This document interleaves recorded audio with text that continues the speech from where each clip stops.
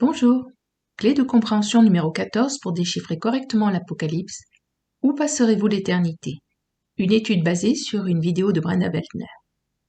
Deuxième vidéo, deuxième et troisième partie de l'étude. Deuxième partie. Voyons à présent les jugements et leurs conséquences. 1. Quel est l'enjeu? En Jean 14, versets 2 et 3, Jésus dit à ses disciples qu'il allait leur préparer une place. Il ne s'agissait pas d'agrandir la maison de son Père, mais de leur créer une position, un emploi, une mission. Dans le cas des apôtres, nous savons que l'une de leurs tâches sera de juger les 12 tribus d'Israël. Avoir une place est lié à sa position au sein de la famille.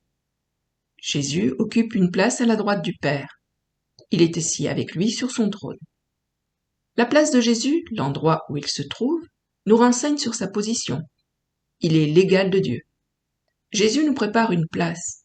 Ceci nous parle de la position que nous occuperons dans l'éternité. Bien que beaucoup perçoivent le paradis et l'éternité comme des vacances perpétuelles, il n'en est rien. Chacun devrait aspirer à avoir une occupation, quelque chose à faire durant l'éternité. Adam avait un lieu, le jardin d'Éden, et une responsabilité, celle d'en prendre soin. Ce principe de place, de position et de responsabilité, et l'obligation de rendre compte de cette responsabilité, est un principe éternel inhérent à la création. Nous devons nous attendre à recevoir une occupation, une mission, et quelque chose qui nous appartienne véritablement pour l'éternité. Dans les évangiles, Jésus dit que plusieurs des premiers seront les derniers et plusieurs des derniers seront les premiers. Nous pensons souvent que ceux que nous considérons comme puissants dans ce monde, ou les plus en vue, sont promis à une place importante dans l'éternité, que ceux qui exercent aujourd'hui le pouvoir et l'autorité sur le plan civil ou religieux feront de même durant l'éternité. Mais il n'en est rien. Certains d'entre eux pourraient se retrouver tout en bas de l'échelle, tandis que d'autres personnes, des gens humbles, insignifiants et inconnus, sont susceptibles d'accéder à des postes d'autorité. 2. Quels sont les critères? En tant que croyants, Dieu va évaluer notre travail, ce que nous avons accompli ici-bas, et nous récompenser selon notre fidélité et notre diligence. Certains d'entre nous sont les plus humbles. Nous sommes inconnus. Nous vaquons simplement à nos occupations, nous nous occupons de nos familles, nous sommes bienveillants, nous marchons avec espoir et amour. Si tel est le cas, alors ne vous découragez pas. Si votre vie est paisible, si vous avez l'impression que ce que vous faites n'a pas d'importance, sachez alors que ce n'est pas ce que vous faites qui compte, mais comment vous le faites. Faites-le fidèlement, faites-le le mieux possible. Car la Bible nous dit que quoi que nous fassions, nous devons le faire de tout notre cœur comme pour le Seigneur. Et ce, quelle que soit la tâche qui nous a été confiée, petite ou grande. Car ceux qui s'acquitteront fidèlement de leur mission maintenant occuperont des places d'honneur durant le millénium, tandis que les autres occuperont des places moindres. Lisons ce que Paul a dit dans 2 Timothée 2, versets 20 et 21. « Dans une grande maison, il n'y a pas seulement des vases d'or et d'argent, mais il y en a aussi de bois et de terre. Les uns sont des vases d'honneur, et les autres sont d'un usage vil. Si donc quelqu'un se conserve pur en s'abstenant de ces choses, il sera un vase d'honneur sanctifié, utile à son maître, propre à toute bonne œuvre. » Mais les croyants infidèles et apostats pourraient passer le millénium à être sans emploi. Ils ne sont ni destinés à un usage noble, ni à un usage bas. Ils n'auront peut-être même pas de fiche de poste. Or, dans le royaume de Dieu, être sans place, sans poste, sans emploi, signifie être inutile et être mis à l'écart. 3. Quels sont les différents jugements? L'idée du jugement n'est pas un sujet populaire. Ce n'est pas un thème de prédication courant, même si cela l'était autrefois. Et comme je l'ai dit au début, très peu de gens méditent sur l'éternité et le jugement éternel, et rares sont ceux qui étudient les Écritures pour voir ce que la Bible en dit réellement. La plupart d'entre nous ignorons les différents types de jugements qui attendent les croyants, les fidèles et les infidèles, les non-croyants, les bons et les mauvais, et même les anges qui seront eux aussi évalués et condamnés ou récompensés selon leurs actes. Petit a, le cas des croyants. Les croyants comparaîtront devant le tribunal de Christ pour rendre compte de leurs paroles et de leurs actes, et de leur fidélité durant leur vie terrestre. Ils participeront également au jugement des anges. De plus, Paul nous dit en 1 Corinthiens 6, versets 2 et 3, que nous jugerons le monde. Ainsi, non seulement les croyants fidèles devront rendre compte de leur vie devant le tribunal de Christ, mais nous serons également élevés à une position où nous jugerons le monde et les anges. Par ailleurs, les croyants qui exerceront une intendance durant le millénium recevront des récompenses supplémentaires pour leur service fidèle. Voir à ce sujet Apocalypse 19, versets 6 à 8. B. Le cas des non-croyants. La Bible nous dit en Apocalypse 20, verset 13, que tous les non-croyants seront ressuscités avant le jugement du grand trône blanc et que chacun se verra attribuer une place sur la nouvelle terre. Il existe cependant des exceptions à ce dernier point, clairement énoncées dans les Écritures, car quiconque reçoit la marque de la bête, adore la bête ou son image, ou la suit de quelque manière que ce soit, n'aura ni place, ni position sur la nouvelle terre et ira dans les temps de feu. La Bible nous dit également en Apocalypse 21, versets 7 et 8, que les personnes qui vivront pendant le millénium, c'est-à-dire les mortels, juifs et non-juifs, qui seront vivants à la fin du millénium, seront jugés selon leur fidélité au Christ, une fois Satan libéré. C. Le cas des êtres spirituels. Tous les anges déchus, les démons et les hybrides seront jugés au retour de Christ, puis Satan à la fin du millénium, et enfin la mort et le Hadès à la toute fin, après le jugement du grand trône blanc et avant la recréation du ciel et de la terre. 4. Qu'est-il réservé pour l'éternité en fonction du jugement? Le jugement est inévitable. Vous pouvez en être certain. Chaque personne, chaque ange comparaîtra un jour devant Dieu pour rendre compte de ses actes et chacun sera récompensé selon ses actions.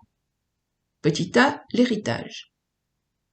Dieu a donc promis que si nous restons fidèles au Christ et que nous vivons fidèlement dans cette vie, nous, les croyants, recevrons l'héritage promis qui comprend une place d'honneur dans le royaume de Dieu et dans l'éternité. Voici quelques passages bibliques qui traitent de l'héritage du croyant. Hébreux 6, verset 12, Hébreux 10, verset 36, 2 Timothée 4, versets 7 et 8, Colossiens 3, verset 24, 1 Corinthiens 9, versets 24 et 25, Jacques 1, verset 12, Éphésiens 6, versets 7 et 8, et Éphésiens 5, verset 5. L'héritage est un thème récurrent dans les Écritures, mais trop souvent négligé dans leur étude. Les croyants qui servent fidèlement durant leur vie régneront avec le Christ dans son royaume. Voir à ce sujet 2 Timothée 2, versets 10 à 13. Puis, lors de la recréation, ils auront le statut d'épouse de l'agneau, régnant encore avec lui et partageant sa gloire.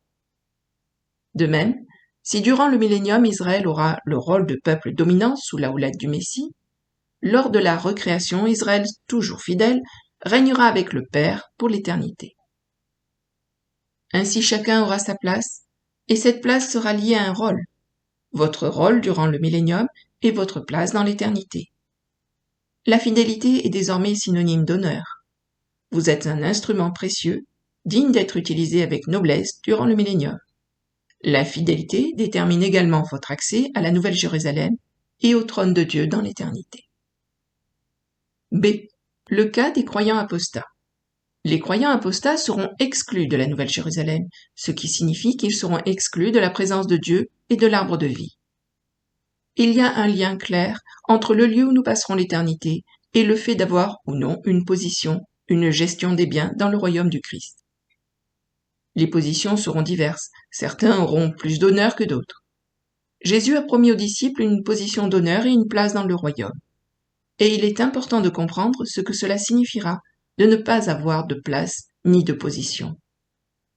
Avoir ni responsabilité ni tâche à accomplir signifie que vous êtes devenu inutile et sans valeur. Vous êtes comme du sel qui a perdu sa saveur. Troisième partie. Les lieux de séjour possibles.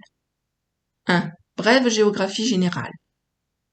Le livre de l'Apocalypse décrit différents lieux de vie sur terre pour l'humanité, mais aussi différents royaumes. Il y a le ciel, où Dieu et les anges résident, et il y a la terre.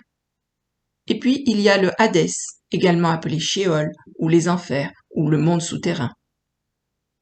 Chaque royaume est peuplé d'êtres. La gestion des différents royaumes est confiée à divers anges. Mais Dieu a confié la gestion ou la domination de la terre à l'humanité. Il est important de connaître l'enseignement biblique sur les différents royaumes, le ciel, la terre et les enfers. La plupart de ces lieux ou royaumes ne sont pas éternels. Par contre, les temps de feu et la Nouvelle Jérusalem sont appelés à demeurer pour l'éternité. Il est nécessaire de comprendre la géographie spirituelle pour appréhender les lieux où les humains et les anges se retrouveront dans l'éternité. Ainsi, 2 Pierre 3, verset 10 nous dit que « Les cieux passeront avec fracas, les éléments embrasés se dissoudront, et la terre avec les œuvres qu'elle renferme sera consumée. » Apocalypse 21, verset 1 en parle également, ajoutant un complément. « Le premier ciel et la première terre avaient disparu, et la mer n'était plus. » Si la terre a disparu, les océans s'y trouvant à l'origine ont disparu avec elle.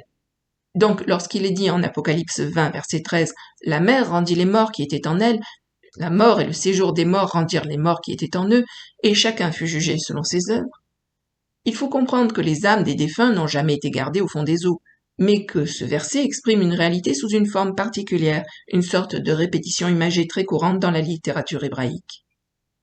Il nous donne une clé de compréhension. La mer, dans l'Apocalypse, est une métaphore pour désigner le royaume des morts. Le royaume des morts sera vidé complètement de toutes les âmes qu'il a pu contenir un jour, puis il sera jeté dans les temps de feu. Donc, certains de ces endroits ne sont pas éternels. Le ciel actuel n'existera plus dans l'éternité, et il y aura un nouveau ciel.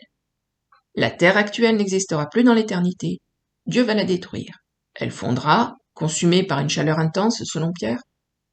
La mort n'existera plus dans l'éternité, de même le royaume des morts n'existera plus dans l'éternité, car il n'y aura plus besoin de ce lieu temporaire où les esprits des morts résident en attendant leur jugement. Un jour, le royaume des morts n'aura plus aucune utilité, puisque l'ennemi ultime, la mort, sera anéanti. Et tout ce qui a trait à la mort, au Sheol, à l'Hadès, au séjour des morts, finira dans les temps de feu. Mais s'il existe des lieux temporaires, il y a aussi des lieux permanents, éternels, le nouveau ciel et la nouvelle terre. Nous finirons tous par nous retrouver dans l'un d'eux, alors autant les connaître et comprendre comment agir sur notre destination éternelle. De même, chaque entité non humaine se verra également attribuer un lieu de permanence. 2. Les lieux permanents. A. La Nouvelle Jérusalem. La Nouvelle Jérusalem existe déjà au ciel. Et Hébreux 12, versets 22 et 23 nous révèle qui s'y trouve. « Mais vous vous êtes approchés de la montagne de Sion, de la cité du Dieu vivant, la Jérusalem céleste, des myriades qui forment le cœur des anges, de l'assemblée des premiers-nés inscrits dans les cieux, du juge, qui est le Dieu de tous, des esprits des justes parvenus à la perfection. » Ce chapitre suit immédiatement Hébreux 11, le chapitre où l'auteur de l'Épître aux Hébreux décrit les personnages de foi de l'Ancien Testament tels que Abel, Noé, Abraham, qui ont donc tous une place au ciel dans la Nouvelle Jérusalem. La Nouvelle Jérusalem est le seul lieu agréable qui existe et existera encore pour l'éternité. Son horrible pendant éternel est les temps de feu. Apocalypse 21, verset 2 décrit comment la Nouvelle Jérusalem descendra du ciel sur la terre selon la volonté de Dieu et comment Dieu établira sa demeure sur la nouvelle terre, dans la Nouvelle Jérusalem. B. Le trône de Dieu. Dans la Nouvelle Jérusalem, un autre lieu est mentionné, le trône de Dieu. Le trône de Dieu ne se trouvera plus dans un temple, mais dans la Nouvelle Jérusalem. Ce sera la demeure permanente de Dieu. Sa salle du trône sera dans la cité sainte qui sera située sur la nouvelle terre. Si par le passé la présence de Dieu se manifestait dans la colonne de nuée ou de feu, puis a reposé sur l'arche entre les chérubins, placée dans le tabernacle puis dans le temple, Dieu est venu habiter parmi les hommes. Mais sa présence n'était pas permanente, dépendant des conditions spirituelles de son peuple. Dans l'éternité, Dieu viendra résider sur la nouvelle terre parmi les hommes pour toujours, au cœur de la Nouvelle Jérusalem, régnant sur son trône de gloire et entouré de ses saints rachetés. Avant la recréation d'un nouveau ciel et d'une nouvelle terre, les croyants auront assumé le rôle de fils de Dieu. Les chapitres 4 et 5 de l'Apocalypse décrivent les 24 anciens assis sur des trônes. À la fois rois et prêtres, ils forment le conseil divin de Dieu. Ce sont les croyants. Nous avons tous été appelés à être un royaume de prêtres pour Dieu par le sang de Jésus. En tant que rois et prêtres, nous sommes fils de Dieu et nous régnerons avec le Christ durant le millénium. Mais après le millénium, lors de la recréation, le statut des croyants change. Nous passerons de fils de Dieu à épouse de l'agneau. Qui composera alors le nouveau conseil divin de Dieu? Le reste fidèle d'Israël. Ils auront prouvé leur loyauté et leur fidélité envers Christ, même après la brève libération de Satan à la fin du millénium. Ainsi, Apocalypse 20, verset 9, nous dit même que lorsque toutes les nations seront rassemblées, nombreuses comme le sable de la mer se dressant contre le camp des saints et la ville bien-aimée, Israël demeurera fidèle à Christ, devenant alors, grâce à leur fidélité et à leur loyauté, les nouveaux fils de Dieu et le nouveau conseil divin siégeant à la présence de Dieu. Apocalypse 22, versets 3 à 5 parle de ces personnes. Il n'y aura plus d'anathème, rien de maudit ne subsistera. Le trône de Dieu et de l'agneau sera dans la ville. Ses serviteurs le serviront et verront sa face, et son nom sera sur leur front. Il n'y aura plus de nuit, et ils n'auront besoin ni de lampe ni de lumière, de la lumière du soleil, parce que le Seigneur Dieu les éclairera, on sera leur lumière. Et ils régneront au siècle des siècles. Alors qui habitera sur la nouvelle terre? Les croyants habiteront la nouvelle Jérusalem, ils deviendront l'épouse de l'agneau. L'esprit et l'épouse invitent chacun au festin des noces de l'agneau. Apocalypse 19, verset 9 nous dit « Heureux ceux qui sont appelés au festin de noces de l'agneau ». Qui sont les invités? Qui sera invité au festin des noces? Qui peuplera la nouvelle terre? Pour répondre à ces questions, nous devons nous concentrer sur le livre de vie. Fin des deuxième et troisième parties. La suite de cette étude dans une prochaine vidéo. À bientôt. Au revoir.